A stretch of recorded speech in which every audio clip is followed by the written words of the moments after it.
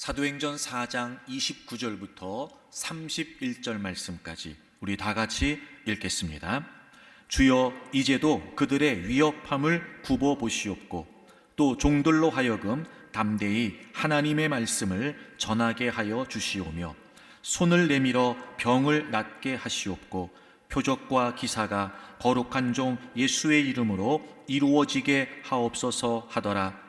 빌기를 다하매 모인 곳이 진동하더니 무리가 다 성령이 충만하여 담대히 하나님의 말씀을 전하니라. 아멘. 바둑의 격언에 이런 말이 있더라고요. 최선의 수비는 공격이다. 사실 저는 바둑을 잘 모르긴 하는데 이 내용을 보니까 이렇게 돼 있더라고요. 바둑의 수에서 수비라는 건 없답니다. 수비하는 수를 두지만 사실은 그 자체가 상대를 노리는 공격의 의미가 있다는 거예요. 그래서 상대가 공격하는 수를 딱 뒀을 때 그저 단순히 그걸 막기 위해서 수비하는 의미에서의 수로 둔다면 상대방을 이길 수 없다는 거예요. 그래서 상대방이 당황하도록 공수를 겸비한 수를 둔답니다. 그러면 그 영향력이 굉장히 파괴적이 된다는 거예요.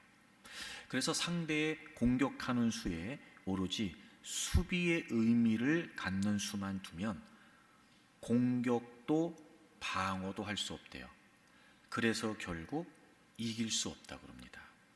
그러니까 수비도 공격이 돼야 그 바둑에서 이길 수 있다는 거예요. 제가 이 글을 보면서 우리의 신앙도 그럴 수 있겠다 이런 마음이 들었어요. 특히 우리가 갖고 있는 기도에 대한 한 가지 오해가 저는 이 부분이라고 생각이 돼요. 이런 의미예요. 우리는 기도한다라고 말할 때 우리 앞에 있는 힘들고 어려운 상황들을 피해서 하나님 뒤로 숨는 거로 생각하는 거예요. 너무 힘드니까, 버거우니까, 감당이 안 되니까 우린 기도한다고 하면서 다 하나님 뒤로 숨는다고만 생각하는 거예요.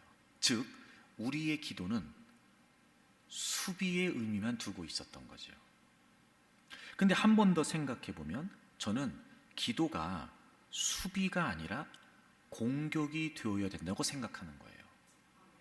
이유가 뭐냐면 정말 하나님을 믿는다면 우리가 그 어떤 상황 앞에서도 두려워하거나 불안해하면서 숨을 이유가 없다는 거죠. 오히려 하나님을 믿는 믿음으로 당당하게 맞서고 피할 것이 아니라 하나님을 믿는 믿음으로 당당하게 맞서면서 오히려 그 상황을 돌파해가고 정복해가는 거죠. 저는 이게 기도의 의미라고 생각이 든 거예요. 여러분, 기도는 수비가 아니고 공격이 되어야 된다는 거죠. 사랑하는 교회 여러분, 지금까지 여러분이 기도를 해오셨는데 여러분의 기도는 수비였습니까? 공격이었습니까? 초대교회 사도들은 예수님을 전하는 것 때문에 당시 유대교의 교권주의자들에게 핍박을 받습니다. 그들은 사도들을 붙잡아서 옥에 가두기까지 하면서 예수님의 이름으로 말하지도 말고 가르치지도 말라고 위협을 가하게 됩니다. 그러나 사도들은 우리가 보고 들은 것을 말하지 않을 수 없다고 당당히 주장을 하게 되죠. 당시의 사도들의 권능으로 병을 고치는 사람들도 있었고 사도들이 전하는 복음을 믿고 예수님을 믿는 사람들이 많아지고 있었습니다. 그런 상황에 교권주의자들은 더 이상 사도들을 어떻게 해야 될지를 모른 채 그저 그들을 위협하는 정도에서 그냥 풀어줄 수밖에 없는 상황이 돼버린 거예요. 그리고 그런 일을 겪었던 사도들이 교회로 돌아오게 됩니다. 그리고 이 사실을 교회 공동체에 알리게 되죠. 자, 여러분 한번 생각해 보세요. 여러분이 이 초대교회 교인들이라고 한번 생각해 보세요. 사도들이 붙잡혀가고 끌려가고 위협을 받고 핍박을 받고 막 그런 상황에 풀려와서 교회에 와가지고 그런 얘기를 하는 거예요. 이런 일을 겪었습니다. 이렇게 위협을 받았습니다. 이렇게 핍박을 받고 있습니다. 라고 막 이야기를 하는 거예요. 그런 이야기를 들었다면 여러분은 어떠시겠어요? 그때 교회가 어떤 분위기였을까? 당시의 상황을 이해를 돕기 위해서 여러분, 이 당시 예수님을 믿으면요 유대교에서 출교당했다고 그래요. 당시 이 유대주의 사회에서 유대교에서 출교가 된다는 건 모든 일상적인 생활이 불가능하다는 걸 의미했다는 거죠. 이런 거예요. 지금 상황이 예수님을 믿는다는 것 때문에 안 그래도 사는 게 힘들어요. 기본적인 삶이 영위가 되지 않는 거죠. 그런데 심지어 사도들이 붙잡혀가요. 핍박을 당해요. 위협을 당해요. 어땠겠냔 말이에요. 아마 모르긴 몰라도요 다들 불안해할 수밖에 없었을 거예요. 상황이 얼마나 침울했을지 여러분 느껴지시죠? 모두가 다 두려움에 빠질 수밖에 없는 상황이었을 거란 말이에요. 그런데 오늘 본문의 내용을 보게 되면 그런 정황 속에서 믿기지 않는 일이 벌어집니다. 오늘 우리가 함께 읽은 본문 31절 보세요. 맨 마지막 31절을 보시면 빌기를 다음에 모인 곳이 진동하더니 무리가 다 성령이 충만하여 담대히 하나님 말씀을 전했대요. 저는요 이 담대히라고 하는 말이 너무 부러웠던 거예요. 지금 이 상황은 담대할 수 있는 상황이 아니에요.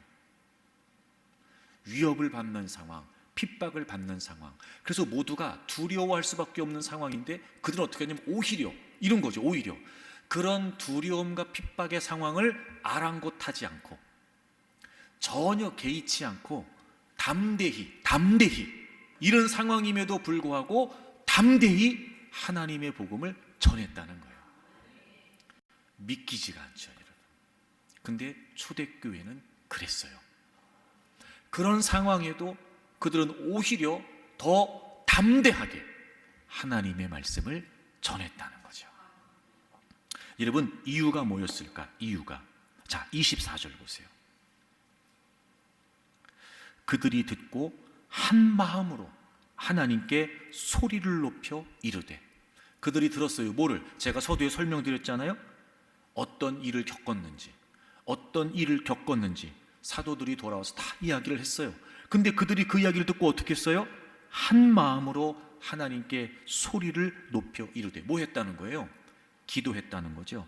그래서 아까 31절에 뭐라고 나와요? 빌기를 다하며. 그러니까 기도한 거예요. 그들이 뭐 했냐면 그런 소식을 듣고 그런 상황을 듣고 막 여러분 두렵고 불안할 수밖에 없는 상황이었으나 그들은 뭐 했어요? 기도했어요. 그것도 한 마음으로. 그러니까 여러분 이런 위협 속에서 교회 공동체가 어떻게 했냐면 한 마음이 되어서 기도했던 거죠.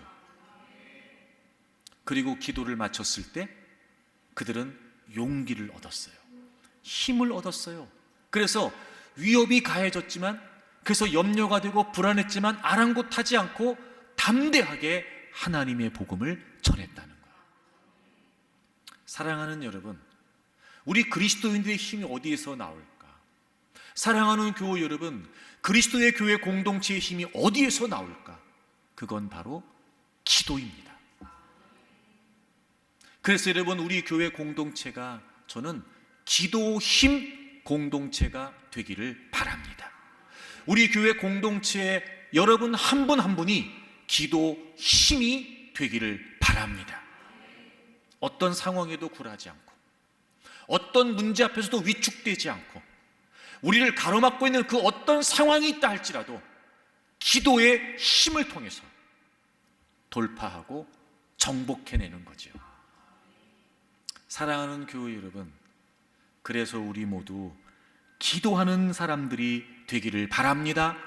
그래서 우리 교회 공동체가 기도하는 공동체가 되기를 바랍니다. 사실 여러분, 교회 공동체를 생각할 때 이 기도는요 결코 빼놓을 수 없습니다. 사실 우리가 지금 사도행전 4장의 초대교회 이야기를 보고 있지만 모든 교회들이 닮고 싶어하는 이 초대교회의 시작은 바로 기도로 시작됐기 때문입니다. 예수님께서 마지막 승천하시면서 너희들은 증인되라 라고 당부하시잖아요. 그리고 예수님께서 또 한 가지를 당부하세요. 자, 여러분 누가복음 24장을 찾겠습니다. 증인되라고 말씀하시고 예수님께서 한 가지를 더 당부하세요. 49절 볼지어다 내가 내 아버지께서 약속하신 것을 너희에게 보내리니, 성령님이시죠.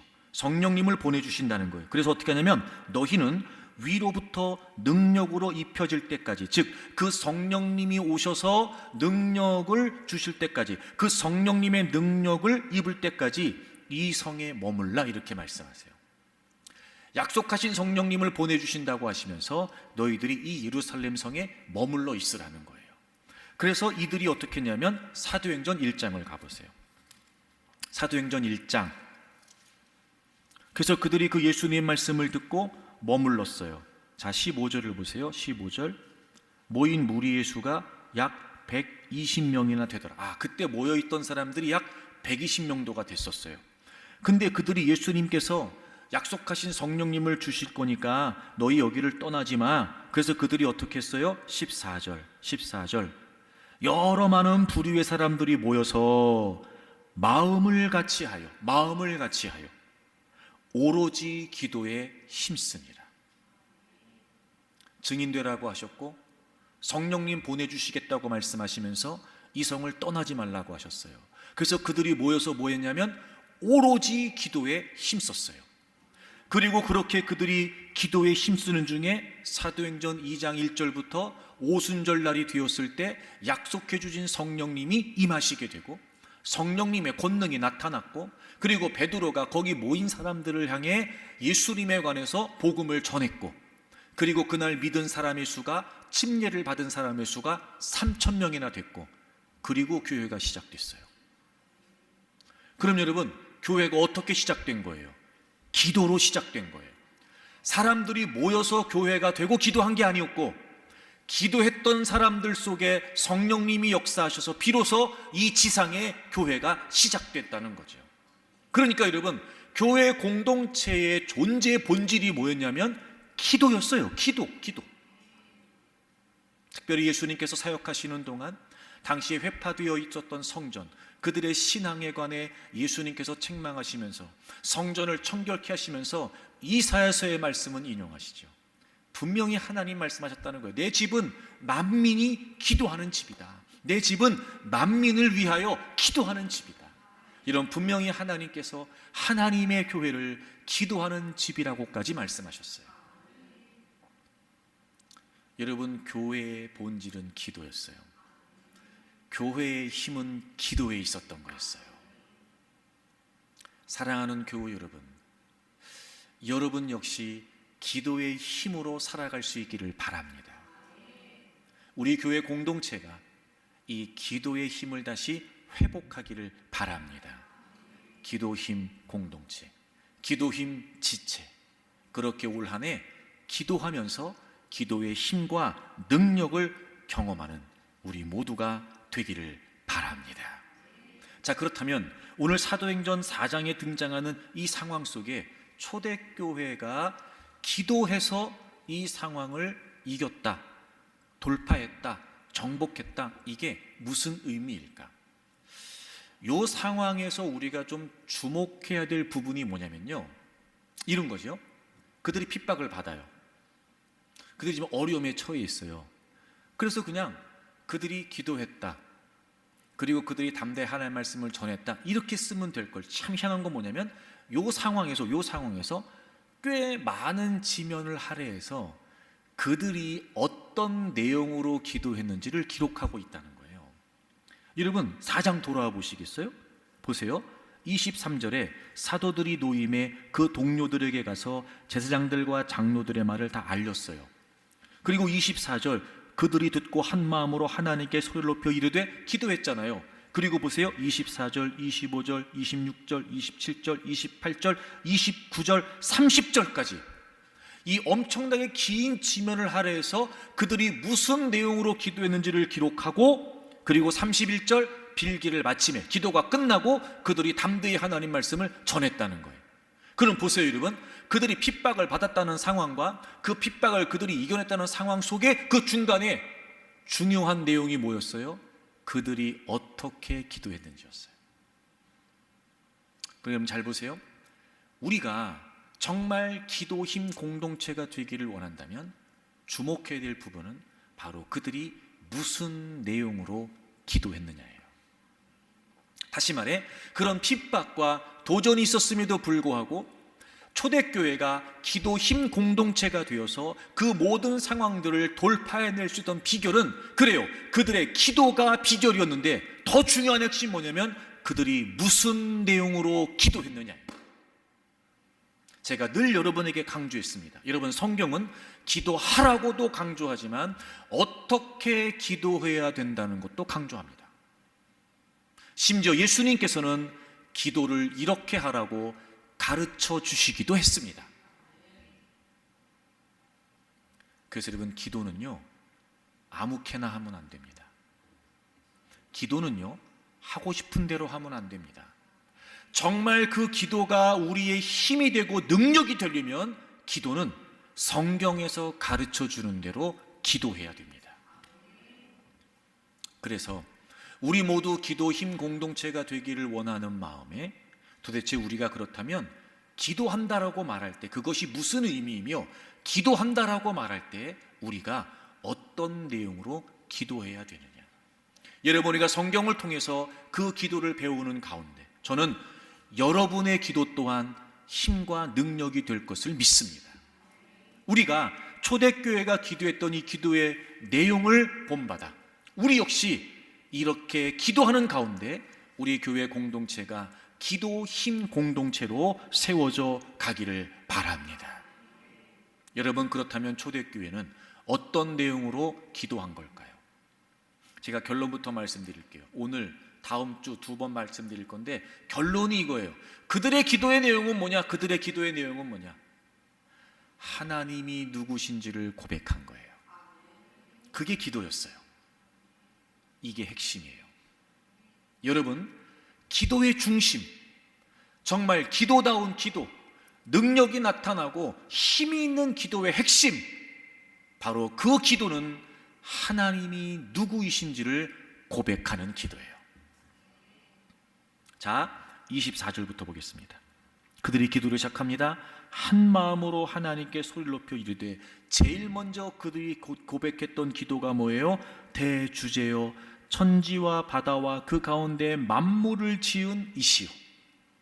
그러니까 지금 그들이 그런 위협과 핍박 속에서 다 같이 한 마음이 되어서 기도를 시작해요. 여러분, 그때 그들의 마음이 얼마나 불안했겠냔 말이에요. 얼마나 두려웠겠냔 말이에요.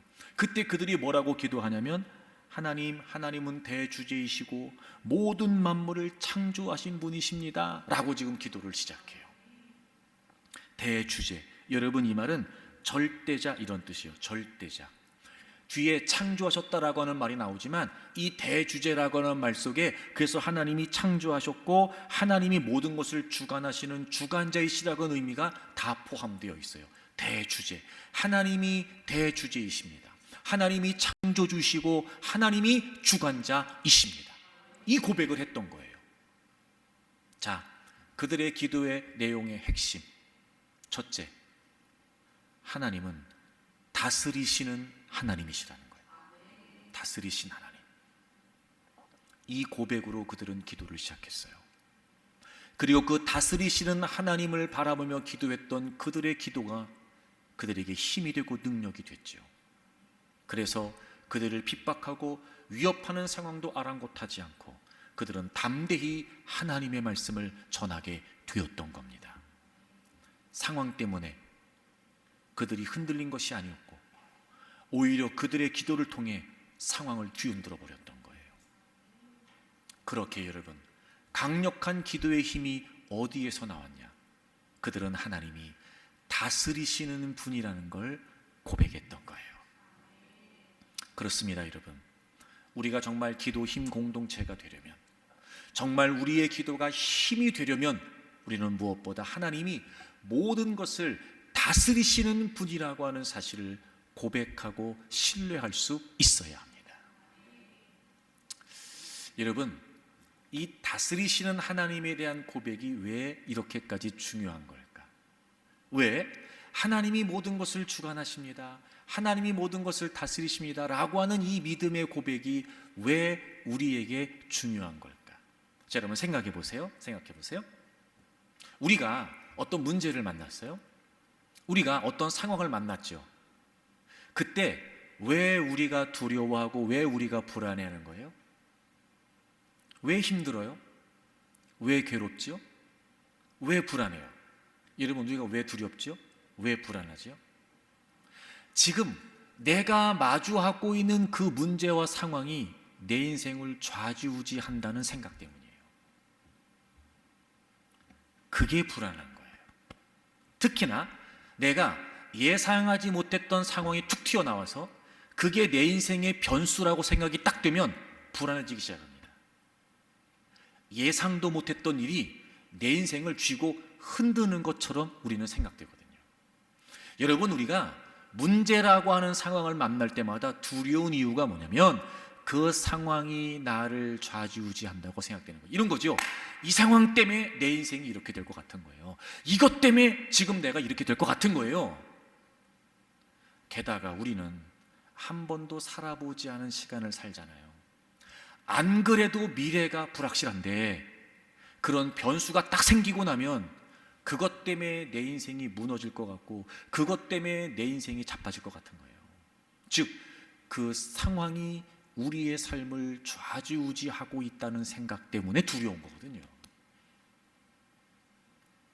근데 만약에 여러분, 그 상황이 내 인생을 좌지우지하는 게 아니고 모든 것을 창조하시고 주관하시는 그 하나님께서 나를 다스리신다라고 생각해 보세요. 여러분, 이 확신이 우리에게 주어지면 절대로 그 문제 때문에 두려워하지 않습니다. 처음에 그 상황을 만났을 때는 그 문제가 내 인생을 쥐고 흔드는 줄 알았어요. 근데 기도의 시간들을 통해서 하나님이 어떤 분이신지를, 하나님이 어떤 하나님이신지를 고백하기 시작하는 거죠. 아, 모든 것을 주관하시는 분은 하나님이시다.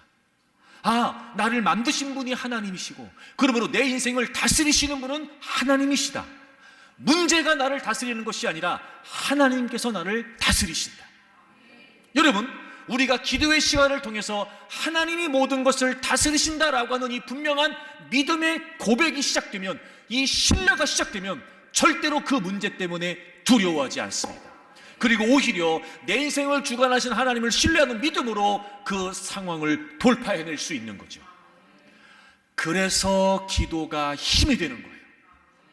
사랑하는 교회 여러분, 잊지 마십시오. 여러분을 만드신 분은 하나님이십니다. 여러분의 삶을 주관하시는 분도 하나님이시죠.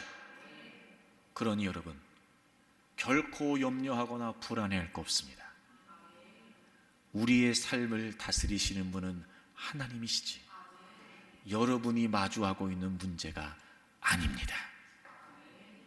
그래서 기도할 때는요, 문제에 얽매여 있었던 우리의 시선이 하나님께로 옮겨가는 게 중요해요. 물론 쉽지 않다는 거 저도 압니다.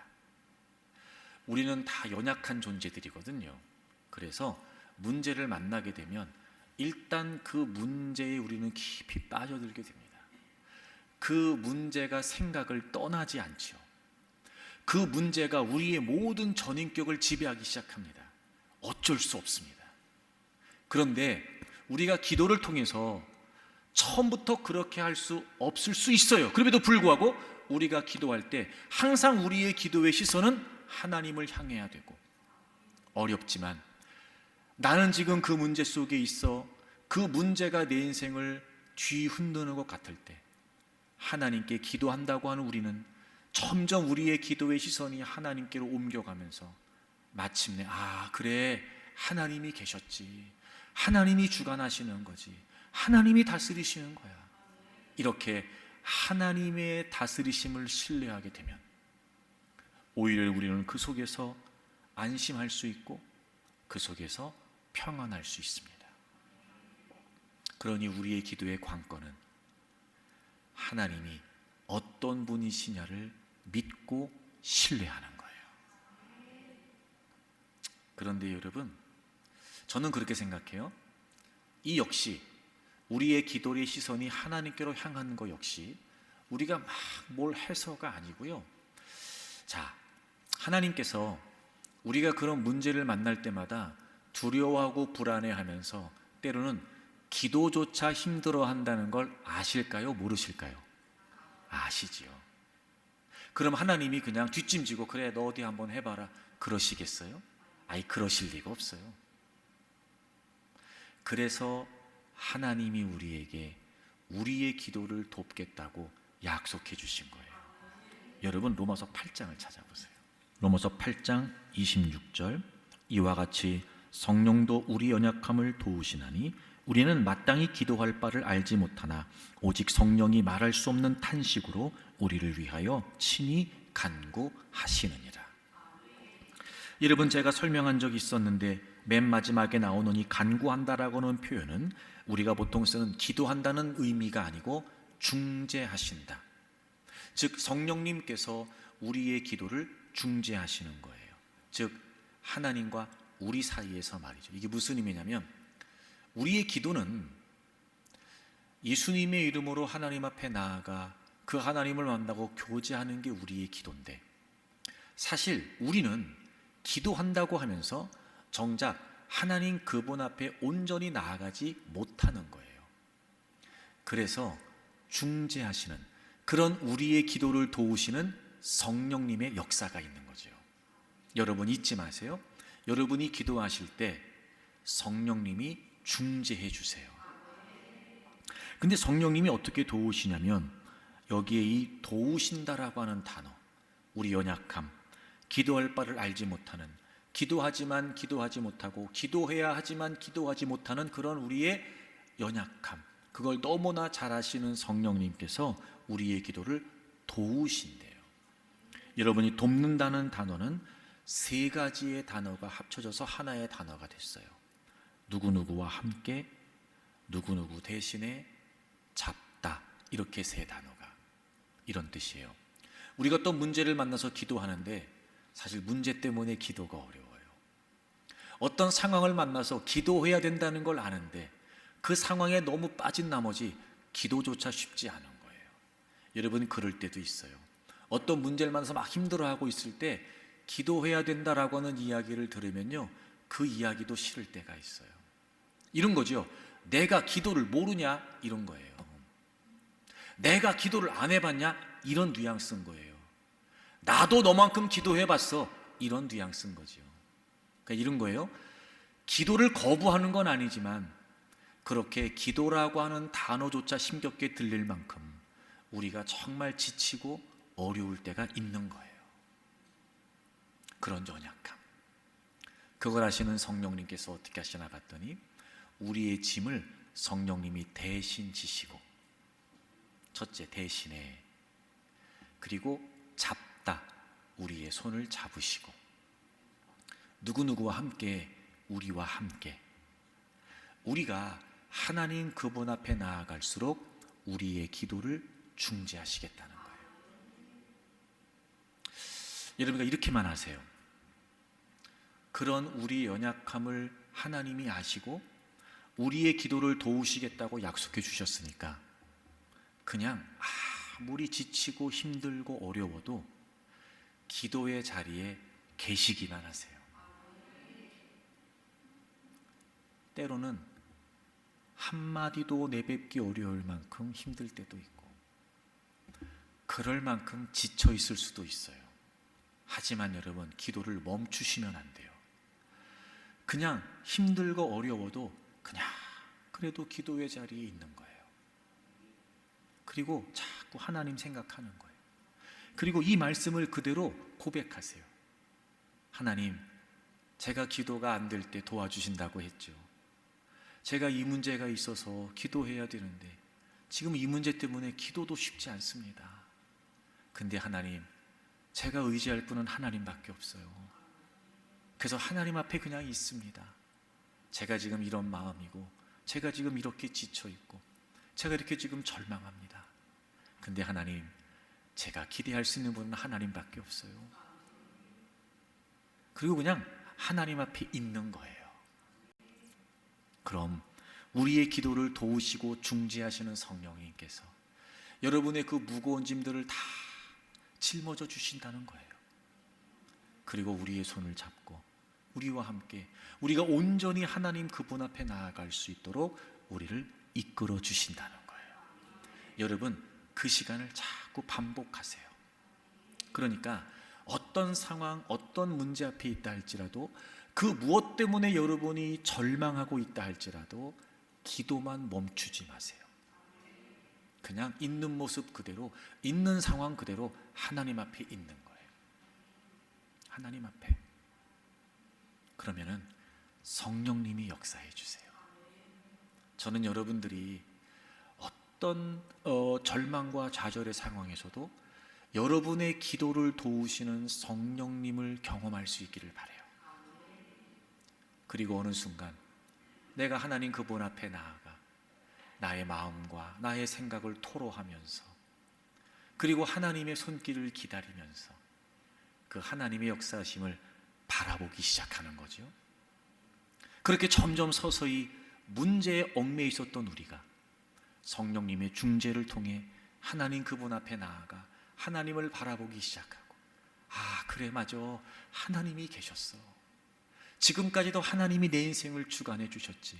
그래, 맞아, 내 인생을 이끄시는 분은 하나님이시지. 그렇게 여러분, 어느 순간 우리의 기도의 시선이 하나님께 머무르고 모든 것을 다스리시는 분이 하나님이시다라고 하는 신뢰에 다다르게 되면, 여러분, 우리는 그 어려움 속에서도 평안을, 기쁨을, 소망을 가질 수 있게 된다는 거죠. 그게 힘이에요. 그게 힘입니다. 그러면 여러분 더 이상 문제를 두려워하지 않아요. 오히려 그 문제를 맞설 수 있는 힘이 생기는 거죠.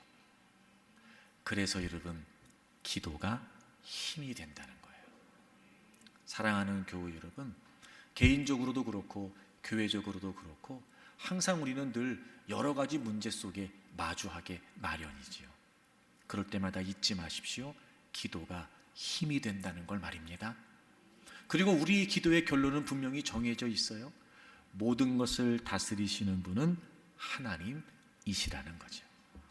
저는 여러분들이 그 기도의 시간을 놓치지 않기를 바랍니다.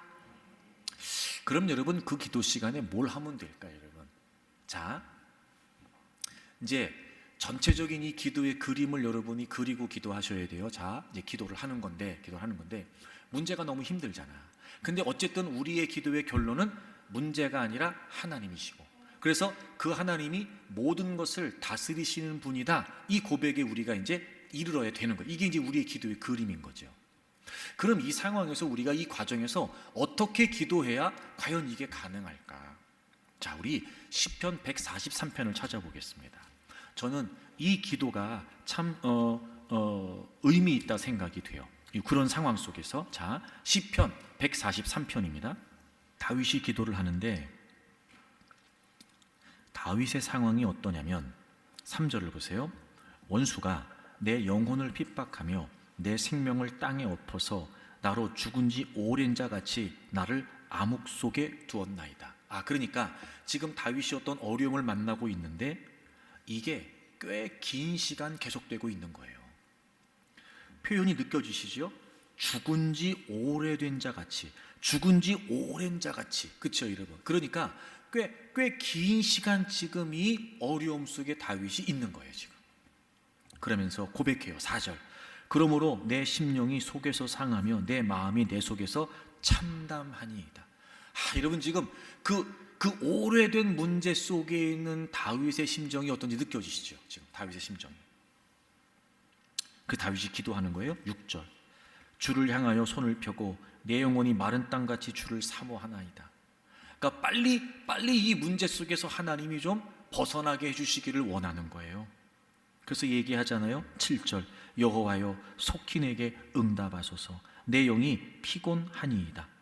심지어 주의 얼굴을 내게서 숨기지 마소서, 내가 무덤에 내려가는 자 같을까 두려워하나이다. 여러분 느껴지세요? 지금 그 오랜 문제 속에 마치 하나님이 안 계신 것 같은 거예요. 하나님이 숨어 계시는 것 같은 거예요. 그러니까 얼마나 지금 암흑 속에 있는지 하나님이 안 보이는 거예요. 그러니까 그 문제가 하나님을 그냥 다 가리고 있는 거예요. 지금 그 시간이 지속되고 계속되면서 참담한 심정에 이르기까지 지금 다윗은요 정말 절망적인 상황에 놓여 있는 거예요. 그러면서 그가 기도하는데 이렇게 기도해요. 자, 우리 5절을 다 같이 읽겠습니다. 5절 다 같이 읽습니다. 시작. 내가 옛날을 기억하고 주의 모든 행하신 것을 읊조리며 주의 손이 행하는 일을 생각하고. 아멘. 자, 기억, 읊조린다, 생각한다. 여러분, 기억, 읊조림, 생각. 그런데 자 보세요. 사실 우리는 기도할 때요 기억하고 읊조리고 생각해요. 뭘? 문제를. 그죠? 우리의 기도는 그런 기도예요. 상황을 계속 떠올립니다. 그 문제를 계속 기도하면서도 계속 묵상합니다. 그 문제를 계속 묵상합니다. 우리는 그러면서 계속 고백하고 읊조립니다. 계속 그 문제만 얘기합니다. 그 문제만. 근데 다윗은 그게 아니었어요. 주의 모든 행하신 것을. 다윗은 뭘 생각했냐? 하나님 생각했어요. 다윗은 누구를 기억했냐? 하나님 기억했어요. 다윗은 뭘 읊조렸냐? 하나님이 행하신 일들을 읊조렸어요. 달랐어요. 그러니까 정말 참담하고 비참한 심경에 그도 기도해요. 근데 우리와 똑같은 다윗이 기도가 쉬웠겠냐고요, 여러분? 어려웠지요. 그러니까 얘기하는, 난 상했습니다, 참담합니다, 하나님 지금 숨어 계시는 거 아닙니까? 우리랑 똑같은 상황인 거예요. 그러나 기도하지 않을 수 없으니까 기도의 자리에 있으면서 그런 마음도 그런 심경도 얼마나 복잡했을까. 게다가 하나님이 숨어 계신 것처럼 하나님에 대한 근본적인 신뢰도 흔들리고 있는 이 상황에 그가 그럼에도 불구하고 어떻게 하나님의 응답을 바라고 있을까? 문제를 기억하는 대신 하나님을 기억하고, 문제를 생각하는 대신 하나님이 행하신 일들을 생각하면서 계속 하나님에 대한 고백을 하는 거예요. 그게 다윗의 기도였어요. 사랑하는 교우 여러분, 우리의 기도가 이런 기도가 되면 좋겠어요. 저는 이게요 아주 소중한 기도의 팁이라고 생각합니다. 아니, 요즘 표현으로 이건 정말 기도의 킥입니다. 여러분, 이것만 분명해지면요 우리의 기도가 달라질 수 있어요. 그래서 우리의 기도의 시선이 문제가 아니라 모든 것을 다스리신 하나님께로 딱 고정이 되면 그걸로 게임 끝납니다. 게임 끝납니다. 자, 그러니까 여러분 이제부터 기도할 때마다 이걸 기억하세요. 자, 다시 중요하니까 우리의 기도의 그림, 큰 그림이 뭐예요? 문제가 아니라 하나님, 그분이 모든 것을 다스리시는 분이시다, 이 신뢰에 우리가 이르기 위해 기도하는, 이게 우리 기도의 큰 그림이에요. 근데 그 과정을 어떻게 해야 된다고요? 생각하고 읊조리고 기억하는데 더 이상 문제가 아니고 하나님이에요. 하나님. 여러분, 지금까지 여러분 인생을 살면서 하나님 여러분을 도우시고 하나님 여러분을 이끄시고 하나님 여러분을 보호하시고 역사해 주셨던 다양한 많은 일들이 있잖아요. 그거 기억하는 거예요. 그거. 또 여러분이 말씀을 통해서 경험했던 하나님 있잖아요. 말씀을 통해서 여러분이 깨달은 하나님이 있잖아요. 그 하나님을 자꾸 생각하는 거예요. 그래, 하나님은 이런 분이셔. 아, 그래, 하나님은 아브라함에게 이렇게도 하셨어. 아, 그래, 하나님은 모세에게도 이렇게 역사하셨지. 아, 하나님은 다윗에게도 이렇게 하셔서 자꾸 성경을 통해서 생각하는 거예요. 하나님. 그리고 그 하나님을 고백하는 거예요. 그렇게 우리의 기도가 서서히 그래서 마침내 하나님이 하나님이십니다, 하나님 모든 것을 다스리십니다, 그러면 게임은 끝나요. 꼭 기억하세요. 분명히 여러분의 삶에도 우리 교회 공동체에도 이 기도는 힘이 될 줄로 믿습니다. 그래서 하나님만 온전히 신뢰하면, 모든 것을 다스리시고 모든 것을 주관하시는 분이 하나님이시다, 여러분 이게 분명해지면 우리는 기도로 상황을 공격할 수 있게 되고 그 기도의 힘으로 우리는 반드시 승리할 수 있어요. 마가복음 4장에 보면 예수님께서 제자들과 함께 배를 타고 바다를 건너가세요. 예수님은 배 밑에서 주무시고 계셨잖아요.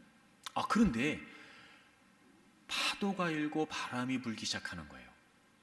당장이라도 배가 뒤집힐 것 같은 위기의 상황이었던 것 같아요. 여러분 아시죠? 제자들의 대부분은 어부였어요. 그러니까 그들은 이미 바다에서 배를 타고 고기를 잡고 이런 부분들이 익숙한 그들이 얼마나 많은 파도도 경험했으며 얼마나 많은 풍파를 경험했겠냔 말이에요.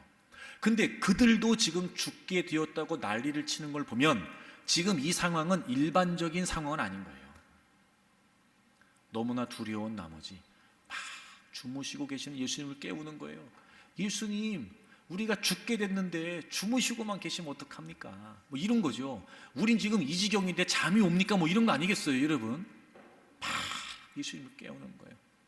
예수님이 일어나서 배 위로 올라오셨고 바람과 바다를 잔잔케 하시죠. 그리고 제자들에게 말씀하세요. 왜 믿음이 없냐는 거예요. 왜 믿음이 없냐는 거예요. 아니 여러분, 믿음이 있으니까 주님 깨운 거 아니에요? 주님이 너무하신 거 아니에요? 아니 주님을 믿는 믿음이 있으니까 주님 깨운 거 아니냐고요. 제가 그래서 궁금했어요. 아니 주님을 믿으니까 깨워서 어떻게 해달라고 했는데 이걸 믿음이 아니라고 하시면, 이게 믿음이 적다고 하시면 도대체 믿음이 뭐냐는 거예요. 주님이 그 상황에서 기대하셨던 믿음은 뭐였냔 말이에요.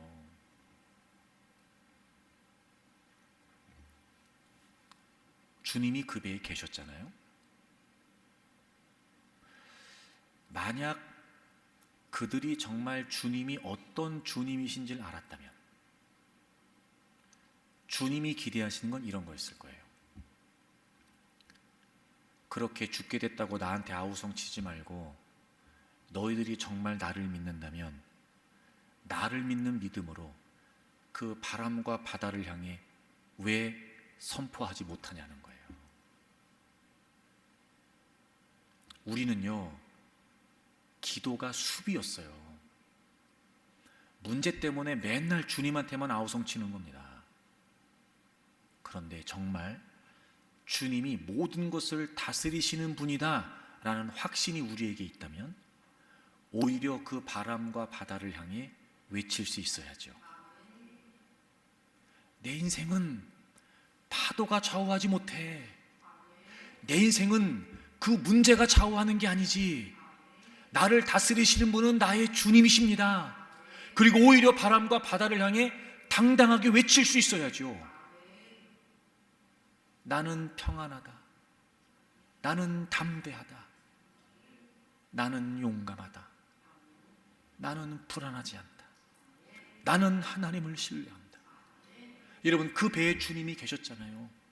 주님이 그 모든 것을 주관하시는 분이라고 하는 믿음이 있었다면 절대 그 어떤 것도 주님에게 어떤 해도 될 수 없죠.